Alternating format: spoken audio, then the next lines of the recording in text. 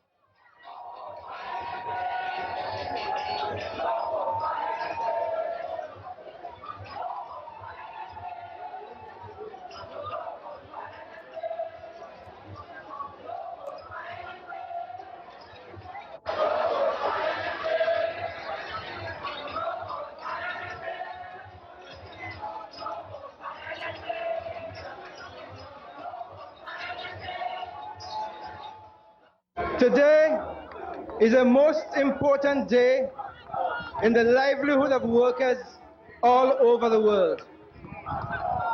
In particular, it is the most significant day for workers in our country. However,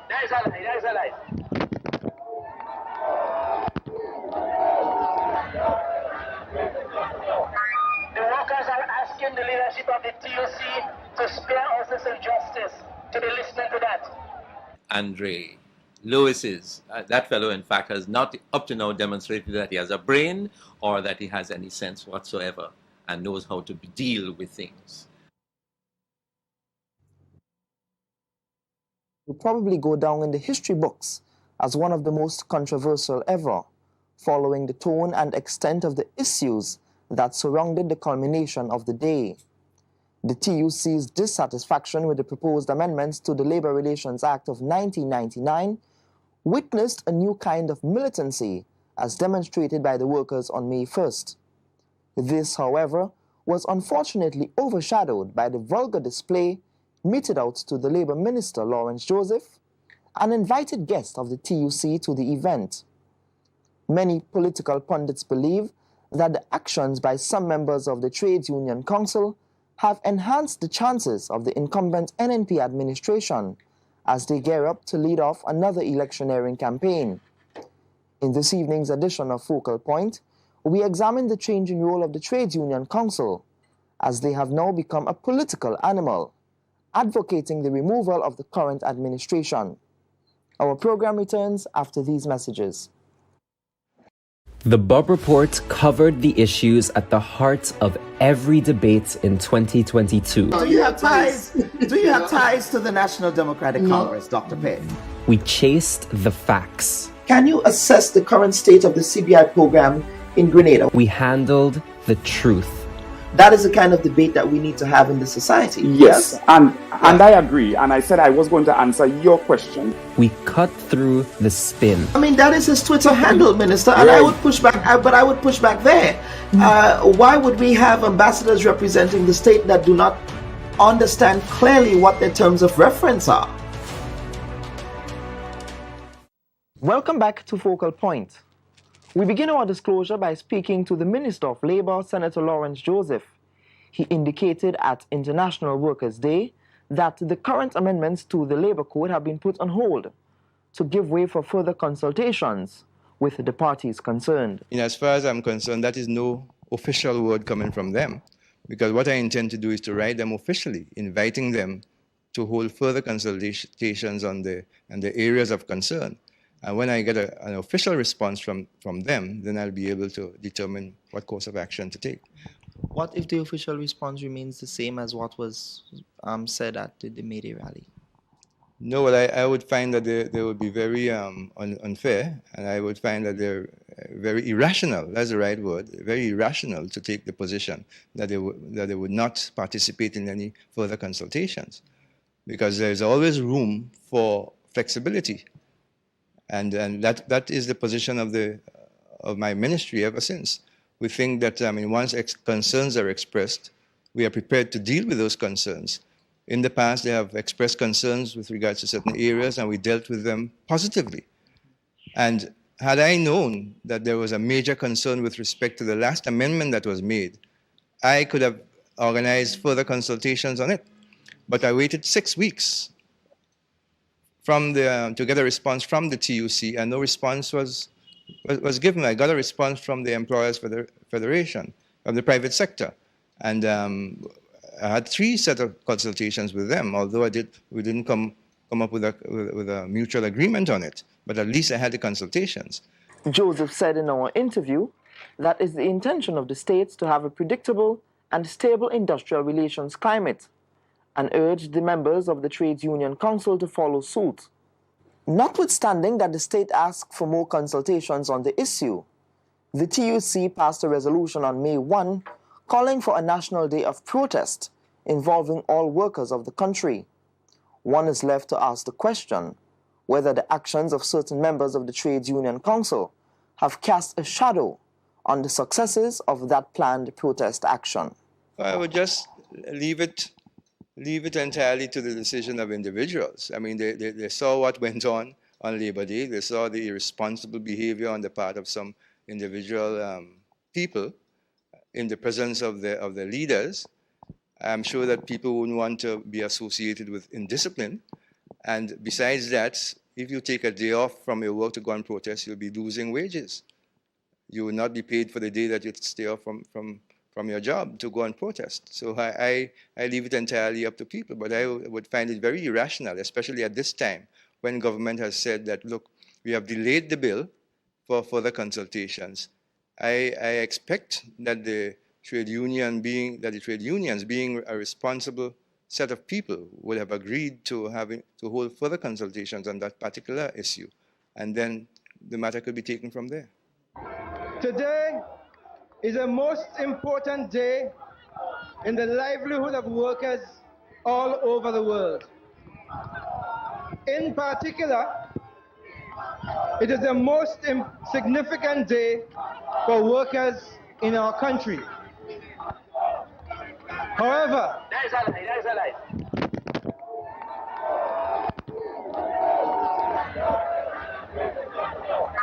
the workers are asking the leadership of the TUC to spare us this injustice, to be listening to that.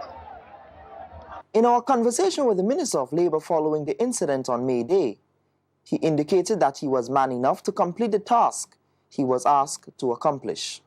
Apart from this year, there were other years when you experienced that kind of environment at Labour Day celebrations. Have you grown accustomed to that kind of bickering? Yes, well, I mean, I expected to get heckling, and this heckling part, I mean, that doesn't disturb me at all. But because when I get there, I go there for a purpose, to deliver my speech, and I was bent on delivering it and completing it. I had a task to do, and I was bent on completing the task. So the heckling didn't bother me. And the throwing down of the mic, I mean, that happened. They threw down the mic, they disconnected the wires, and all I did, I stood up and I waited, because the mic fell down. I knew that it had to be picked up. The wires were disconnected. I knew that they had to be reconnected. I waited, and I delivered my speech afterwards. I wasn't shaken in any way, but I was shocked. In speaking with Focal Point on Monday, Senator Humphrey was asked to give a post-mortem of the May Day celebrations, while the President General of the Technical and Allied Workers Union apologized for the conduct of the Master of Ceremonies. He did not apologize for the behavior of his General Secretary, Andre Lewis, and others. I don't know that we have an obligation to make the minister happy.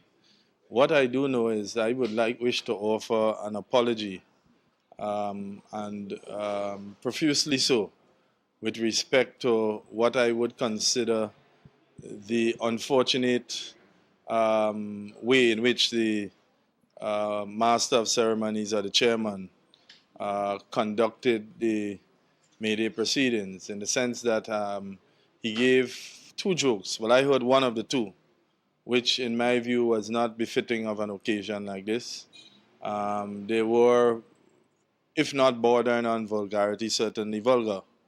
And that's notwithstanding the fact that I personally spoke to him, warning him that this was an event that ought to be avoid of any sort of vulgarity and so on, that it would be good to get jokes of a certain level, jokes that tickle the intellect and so on, but not jokes that are crass and so wallow in vulgarity. Well, unfortunately, he did not heed that suggestion and went on to make, I heard one, but from the reports I've been hearing that there were two jokes, right? And that is unfortunate, and for that I profusely apologize to everybody, would you also, as well as officials.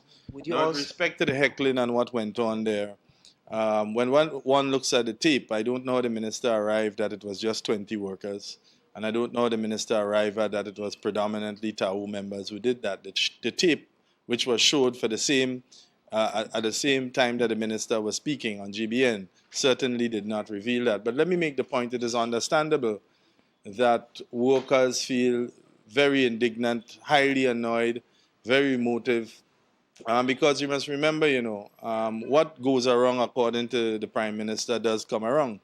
You remember there were 3 ministers from the NNP who gathered outside my house a few years ago, and in fact aided and abetted in the pelting down of my home with missiles and rotted meat and so on. 3 members of cabinet did this. I am yet to receive an apology from any one of them. I am yet to hear of any censoring or any one of them.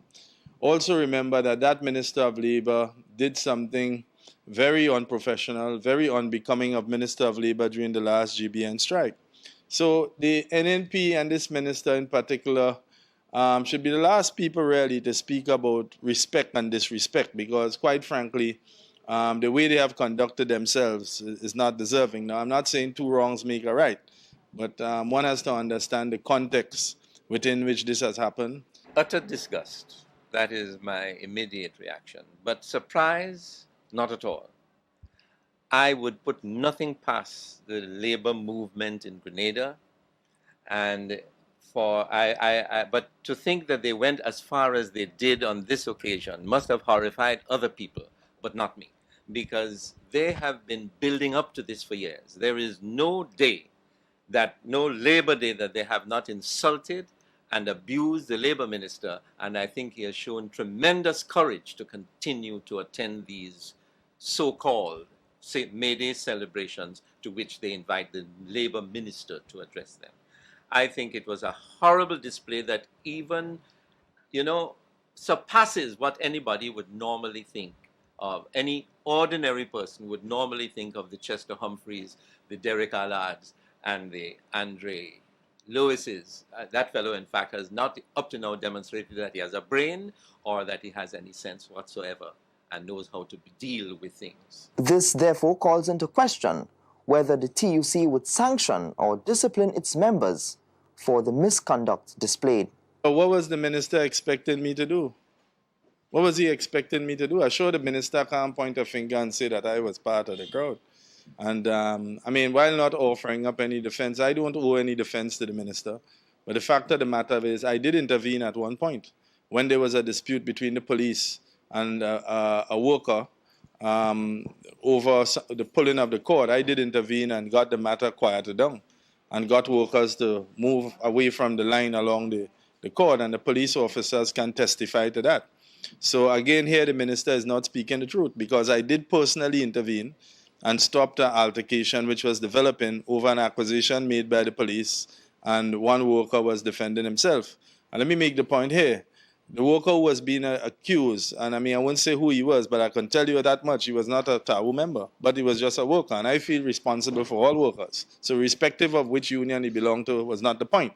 The point is that we were able to bring under control an incident which had an explosive characteristic to it.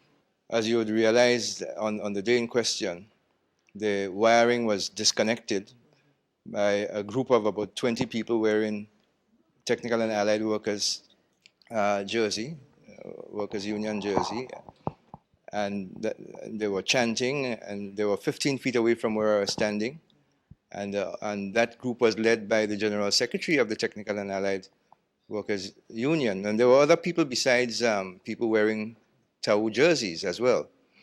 And also a little later on in my presentation, the whole mic stand and microphone were pulled to the ground, and it was picked up. They were picked up subsequently, and I continued with my presentation. And during the whole period of my presentation, the chanting on the microphone, which was mounted on a vehicle about 15 feet away that the General Secretary of Technical and Allied Workers Union was using, kept on going. But I myself kept on going. So, and that really shocked and dismayed me. And what is further amazing is that executive members of the TUC, that's the Technical and Allied Workers Union, the president and other executive members were there. Even the President General of the Technical and Allied Workers Union were there, and they did nothing to stop the people from carrying on. It was not protest by the majority of workers who were there, because I could have seen people sitting quietly in the pavilion, and apparently they themselves were shocked to see what was going on. It was just a group of about 20 or so people standing about 15 feet away from where I was. Leslie Pierre, who is very vocal on labor issues, made the following statement during the recent GBN impasse. I am not surprised, because the trade union movement feels that it must dictate to companies or entities with which they have agreements what must happen, who you can employ, who you cannot employ, and all that kind of thing. And if employers are not careful, they may have to ask one day, please, may I go into office today? You know, have I got your permission? May I go on vacation? Would you approve that for me, please? That is the kind of corner the trade union movement is trying to paint employers into.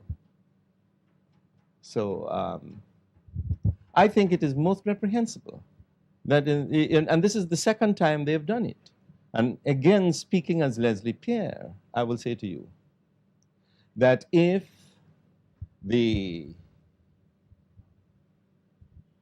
workers ever do that again, and the company agrees to take them back, I would not be associated with the company ever again, because I would call that chicken. You know, and I don't eat chicken anymore. And this was his reaction on this current issue. I am pleased to hear how many people are condemning it. But the Conference of Churches, and I hope people in the Conference of Churches are looking at this and will pay attention to me. You are always in a hurry to interfere when there is a strike and to feel that it should be settled. Well, you were there when they brought Calypsonians who sang obscenities in your presence, Calypsonians who maligned a minister who was their guest, and you saw how disgracefully they behaved to a minister.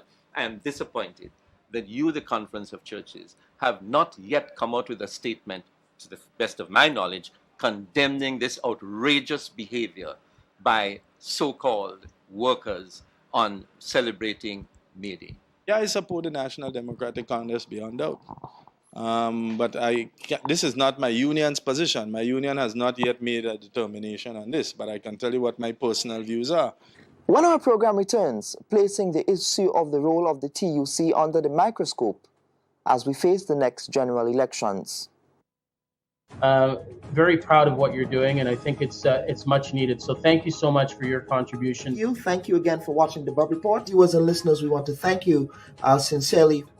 Ashley, thank you so very much. Senator Chester Humphrey, welcome to the Bubb Report. Mr. Mitchell, welcome to the program.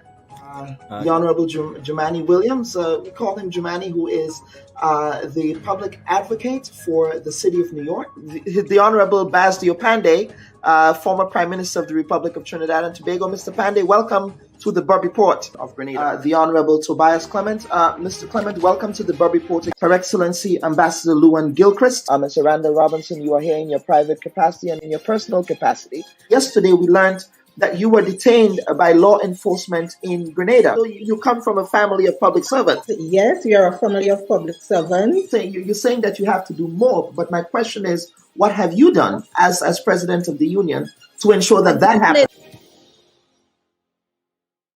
Welcome back to Focal Point. At May Day celebrations, Peter David, the General Secretary of the NDC, was seen parading among the workers of the Technical and Allied Workers Union. In fact, he was parading in a Tau t-shirt. I caught up with Peter David as he was making his way out of court on Monday to seek answers. We saw you attending the May Day rally. You are the General Secretary of the NDC, of course.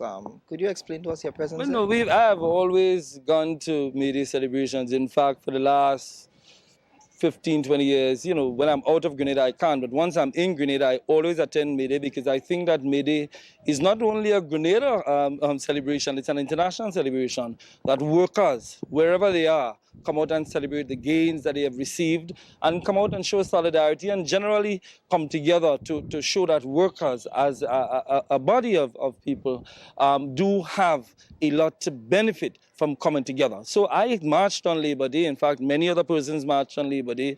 And I will continue to do that because it is our way of showing solidarity with the workers of our country. Word of caution to you.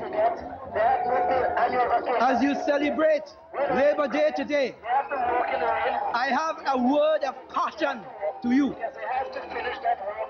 While you as workers continue to pursue what you consider to be your legitimate objectives, you have to keep a lizard eye on some of those fly-by-night politicians who come around. They have nothing good to offer to this country. Some of them will pretend that they like you so much. They will wear your jerseys and quickly jump up with you, join your bandwagon. Watch them. Some of them are only trying to play manja puppet with workers' initiatives. Beware. Concerning the message that you gave to workers on May Day, concerning the fact that they must use the power of the vote to make decisions as it relates to their future, do you still hold on to that position? Well, and is that the general position of the TUC? Well, I can't speak for the TUC on this matter, except to say that the president of the TUC has been making those points. In fact, it is the TUC's position, quite frankly, but we're making the points in different ways. And I still very much hold to the view. After all, it was a struggle of workers that led to universal adult suffrage. It is the struggle of the workers which, in fact, triggered certain social reforms, socially as well as in the political field. Right, and here again, the workers are called upon to both defend and advance democracy. And in this context, the workers must use their vote. The business community does it. The business community finance political parties. They pay for all of their activities, and in return, they expect to get deals and protection and advancement for the investment. I am saying that we don't have capital. We are stripped of capital by the very nature of the system. All we have is our labor power and numbers. And therefore, the time has come when, in order to advance certain policies beneficial to workers, as well as to refute and prevent certain policies which are harmful to workers, workers must vote accordingly. So I make an open call for workers to vote against the current government. And there's a strong basis for that. Does that mean a vote for NDC? Or are you Well, supporting it may very NDC? well mean that. It may very well mean a vote for NDC, or it may very well mean a vote for the political party that stands the best chance of removing this current administration from office. Whichever political party is that, I would say put your vote there, because it doesn't make sense voting for an organization that does not have a credible chance of removing the NNP. And that's as straight and simple as that. And this is something I've made known from day one. I'm not hiding this. I'm not a member of any political organization. Let me make this quite clear. Do you support the NDC? Yeah, I support the National Democratic Congress beyond doubt. But this is not my union's position. My union has not yet made a determination on this, but I can tell you what my personal views are.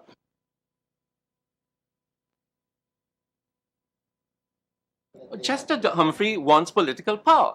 He and Chester Allard and that lot, they are part of the revolutionary exercise, and they want power again. They do not see the possibility of seizing power the way it was done in 1979. There may not be any opportunity for shipping guns in Greece now, or I don't know whether it would still be tried, but what I'm saying is that there is no question that Chester Humphrey is bent on removing the current government from power, and he'll use any means at his power to achieve that.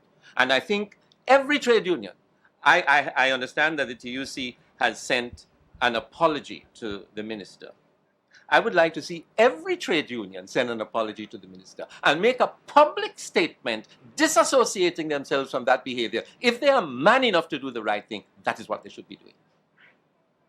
That is what they should be doing. Don't go behind and say, and they might say, well, Chester, we went too far or something like that. I wouldn't like to say that they all were part of it, but I wouldn't be surprised if they all were part of it. It was an orchestrated thing. There was no such doubt in my mind, no doubt in my mind about that. Pierre is adamant that the workers of the nation are being used as political pawns in a bigger political game of the Trades Union Council. I hope that this demonstrates to workers how they are being used by the Chester Humphreys of this world, who want political power, and poor fellow, he will never have it. He will never have it, no matter how much he orchestrates the shutting down of the country and all that. Some of them would like to suggest that it was a spontaneous reaction of the people. Not at all. I am quite certain that this was orchestrated, and I suspect by Chester Humphrey and Andre Lewis together.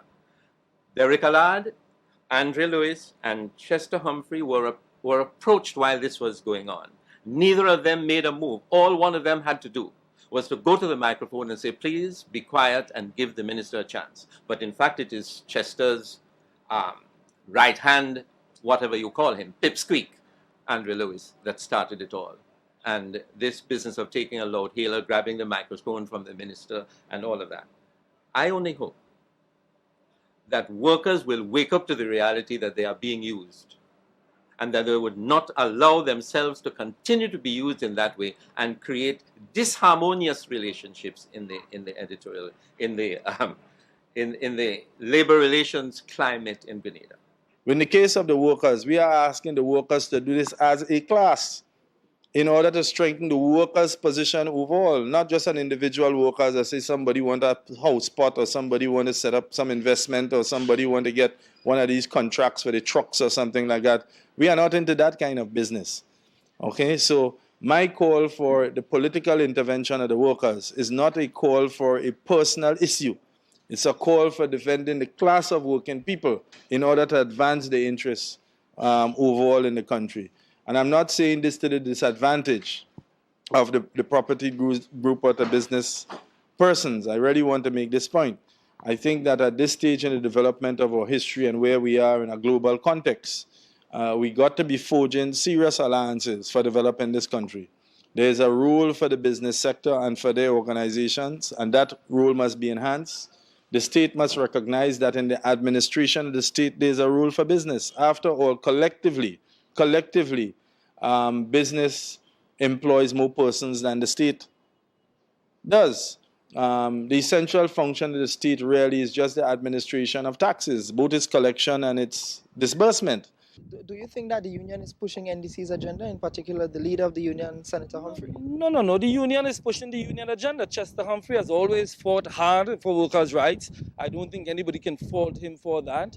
The unions have always fought hard for the gains of Grenadian workers, and that goes back many, many years. The Technical and Allied Workers Union did not come into being just recently. In fact, the TAU has a glorious history of fighting. So does other unions, the Seamen and Waterfront Workers Union, the Commercial and Industrial Workers Union, Bank and General Workers Union. All of these unions have a glorious history of defending the rights and interests of the working class in Grenada. And we hail them for that. And we support them where they are engaged in just struggles. But there is no agenda between ourselves and TAU.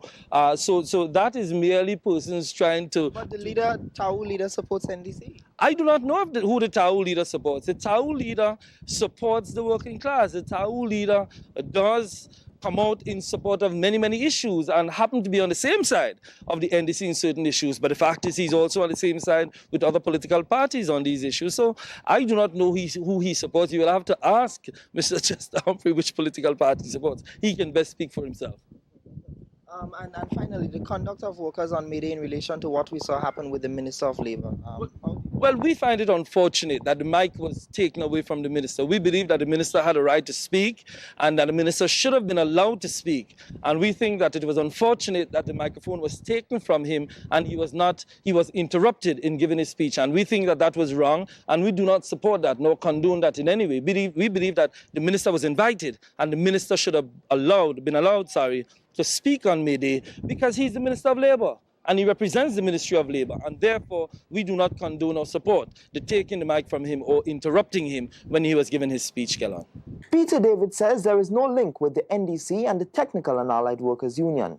The National Democratic Congress has no formal relations with the Technical and Allied Workers Union. There is no agenda between the NDC and TAU.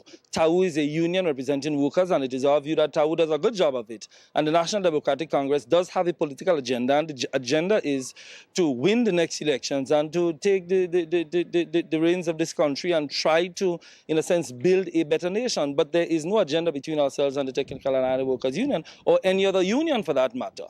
Chester Humphrey is bent on doing one thing, proving that he has the keys for this country by shutting it down. And he will provoke the labor relations climate until he gets a chance to do that. And I hope the government will give him a chance to prove whether he can do it or not. I hope that there will be man enough, whether before or after election, to come up with the proper amendments to the Labor Relations Act over which they have threatened that they are prepared to go to jail. So I would accommodate them. Pass your law, and if they break it, put them in jail if that is what the law says. And if you haven't got enough space, ask St. Lucia if they have, because they may have space now. You know what I mean? And finally this evening, one is left to wonder whether in fact we have become a decadent society in Grenada, where the values of respect for authority seems to be thrown out the window. Like it or not, partisan political agendas seem to have taken over the role and the tone of the Trades Union Council. And this can only mean that the TUC will be viewed as a political party in the upcoming general elections. For the entire CC6 production team, I'm Kellan Bubb wishing you a productive week.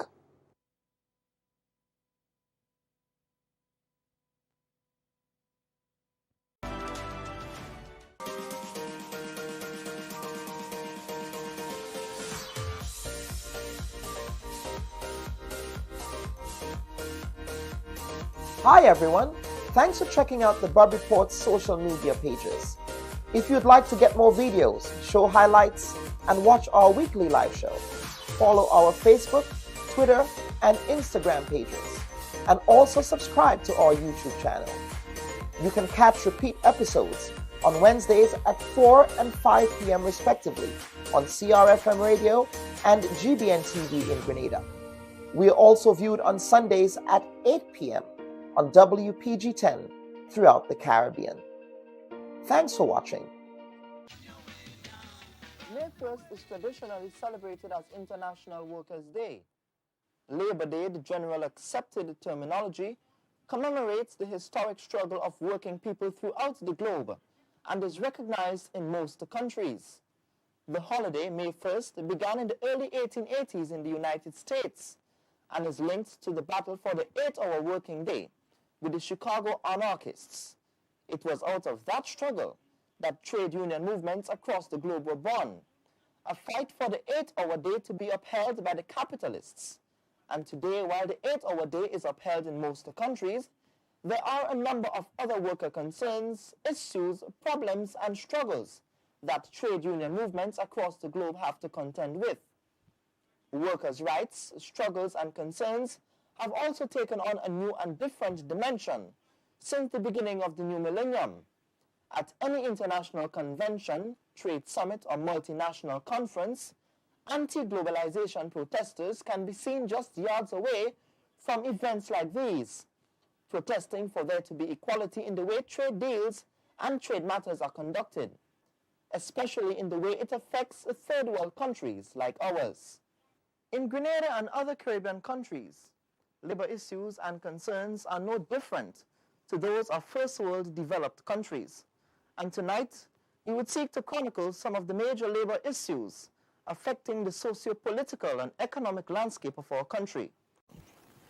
Before we get into the actual mood of May Day celebrations for the year 2002, let us jog our memories a little bit to discuss some of the labor issues that affected Grenada for the year 2001, and some of the issues that, of course, have taken center stage for this, the first quarter of the year 2002. In March of 2001, it was announced by telecoms giant Cable and Wireless that it will sever the jobs of more than 240 employees. This move by the company comes as a result of the moves by OECS governments to liberalize the telecommunication market, making way for other companies to serve in these islands. This year's May Day is taking place in the context of that situation. It's also taking place in the context of a deterioration in the economic situation. The government policies has led to massive retrenchments in several areas, notable Cable and Wireless, where we are losing very, very good jobs. Ironically, at the end of May is the workers' month, right? And at the end of May, close to 40 additional workers from Cable and Wireless would be sent home. And this has to do with government policy, an incorrect approach to this whole issue of deregulation and its relationship with Cable and Wireless. In fact, I pointed out when this was first touted that the motivation for this had to do with what I would consider to be irregular practices and practices which are not in the interest of the state and the people. And so said, so done. In April, trade unions representing workers at the Grenada Postal Corporation made it clear to state authorities that they would have to deal with the issue of seconded workers at the corporation. Ensuing protests were imminent at that institution. And in May of 2001, it was also announced by government that it has divested its shares at the Grenada Sugar Factory, which meant that over 100 of the plant's workers were enlisted for retrenchment because of the new management that took over the facility. To date, arbitration at the sugar factory still continues, with the two trade unions representing workers, the Technical and Allied Workers Union and the Commercial and Industrial Workers Union. One of the issues that dominated Grenada's labor landscape for the year 2001 was the proposed passage of the Labor Relations Amendment Act of 2001 in both houses of Parliament. The Labor Relations Amendment Act of 2001, or the White Paper, was intended, according to the Minister of Labour, to open dialogue, discussion and consultation on some of the major labor issues that affected the country over the years. Among other things, the White Paper sought to put an end to wildcat or sympathy strikes in essential services across the country. And the trade union movement responded in a very militant way to what they considered as moves to deny workers of the constitutional right of protest. It's off the front pages, but certainly from all I've been hearing, it is not forgotten. Okay? Quite obviously, I still think the administration is looking for an opportunity to bring it back on board. We still want to say that we will fight it tooth and nail. We will go down fighting with that one. Ray Roberts, who is also a member of the executive of the TUC, believes the white paper is not a necessary legislation. The white paper is not necessary. Let's not treat it as a paper that discussion can be held on. The point is, employers, they have some concerns. We have been in dialogue with the employers. We think the relationship is very good, let me say excellent, and we believe we could sort out whatever problems we have with the employers. There is no need to have a rigid document that resembles what used to be in Russia and the Eastern Bloc. In the democratic country. And as recent as 2 weeks ago, it has been said by Labour's representative in the upper houses of Parliament, Senator Chester Humphrey, that government intends to introduce a Public Service Reformation Act, an act that would seek to reform the workings of the public service in the country. The most recent development in terms of an attack on workers' rights is the draft bill that the government has come with, the Public Service Reformation Act. They want to reform the public service, and under that act, they propose to give ministers of government the powers to hire and fire public officers. In a sense, they are effectively attempting to abolish the independence of the Public Service Commission. Now, that again is yet another aspect of the attack on the democratic rights, not only of workers, but of institutions in the country. Right? So all of these things, in fact, make the theme standing firm in defense of trade union rights and democracy as a very relevant theme. And many of us would remember the immediate post-Carnival controversy involving the nutmeg workers of the country. The police brought out their riot gear to prevent workers from assembling on the streets of St. George's, as they were clamoring for higher wages and salaries. I want to speak right now. You want what you're doing? What you want? That's not a bondage! Unless you want to respond. In the assembly, you will be able to hold me, yes? I don't have a problem with that. We're going to act right now. Right now. Just get the officer paper. In the assembly, pick him up. Pick me up. We don't need. Under the Grenada Constitution, we are guaranteed freedom of assembly and freedom of movement, and we are guaranteed freedom to demonstrate peacefully, and that is what we did. We did not obstruct traffic. The workers did not assemble to riot or to commit any unlawful act, and therefore, the police has absolutely no constitutional authority to do what they did. I think this incident should act as a catalyst and prompt something a little more immediate. I think you must have the kind of discourse in the aftermath of this involving all the various social partners, because this sort of thing has to be arrested. Whatever is the context, and the Senator has gone on at length that he's put it in a framework in which he considers this whole thing has operated in. But I think it ought to act as something to jolt our attention and require us to sit up and pay attention to what, hopefully, as I've said before, is not going to amount to a trend, to a worsening of a situation which is already, to my mind, pretty bad. Our look at labor issues surrounding Grenada will continue after these messages from our sponsors. Air Jamaica now has 2 weekly non-stop jet flights to New York. And when you fly Air Jamaica to New York, you'll be jet-setting the Lovebird way. Enjoy champagne and the best meals in the sky as you jet-set non-stop to New York on Air Jamaica. Air Jamaica is ready when you are with our 2 new weekly non-stop jet flights to New York. So don't just fly. Jet-set to New York on Air Jamaica. Call your travel agent or 1-800-523-5585. And welcome back. Workers' activity is not merely restricted to trade union movements across the globe. As we discovered in March of this year, a new form of union probably emerged on the island. This involved the busmen of the country. For more than 1 week, busmen across the country stayed off the job, protesting measures and regulations that were being put in place by government to enhance the current bus system in the country. By the last week of March, a settlement was finally reached. Some aspects of the new regulations have already been enforced. Take the first bus system as a classic example. But there were many lessons one was able to glean out of the busmen's struggle.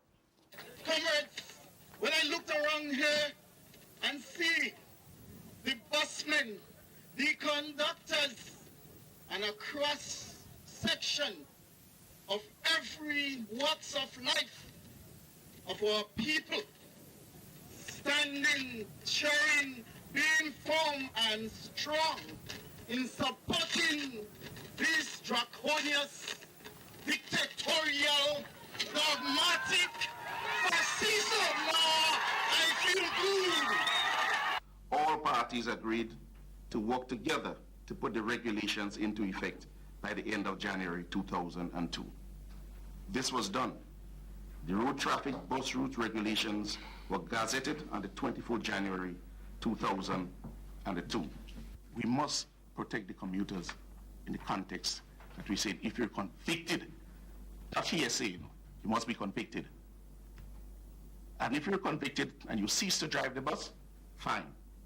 But if the police find you driving a bus with a conviction, then the owners could pay the penalty. But the owner should not allow this.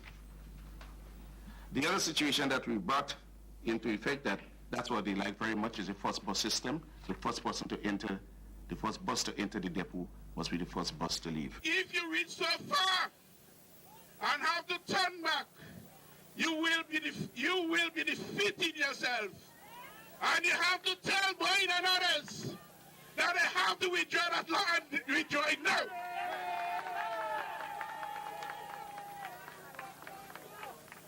We are saying to all the workers that are represented by the Technical and Allied Workers Union that if this struggle don't really resolve by the middle of this week, prepare yourself for struggle. Enough is enough. We had enough. Labor Day 2002 is just hours away, and Senator Chester Humphrey, who is also a member of the umbrella organization of the Grenada Trades Union Council, puts the 2002 activities into its proper perspective. Labor Day 2002 will be celebrated under the theme, "In advance of workers' rights and in defense of democracy." May Day is both an expression of the struggle of the workers, and it's also a celebration. And I see the two parts as being important. So I will urge workers to come out to the demonstration, the march that we will have, and the rally, but at the same time come out and do some socialization and partying, bearing in mind that Thursday morning is kind of Ash Wednesday. This May Day, because Thursday is a working day. And you would have to be prepared to go to work on Thursday, go to work on time, and to produce, because it is only from the process of production that wealth is created, and it's only from the creation of wealth that unions can assist workers in improving this.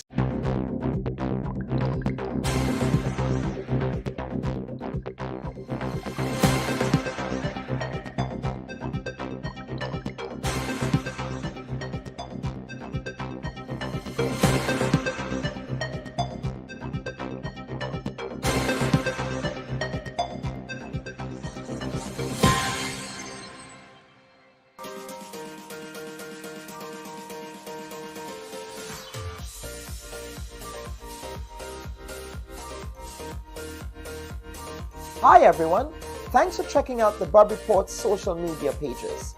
If you'd like to get more videos, show highlights, and watch our weekly live show, follow our Facebook, Twitter, and Instagram pages, and also subscribe to our YouTube channel.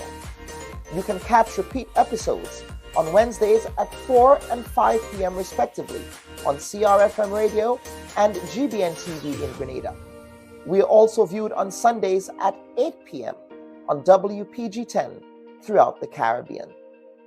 Thanks for watching.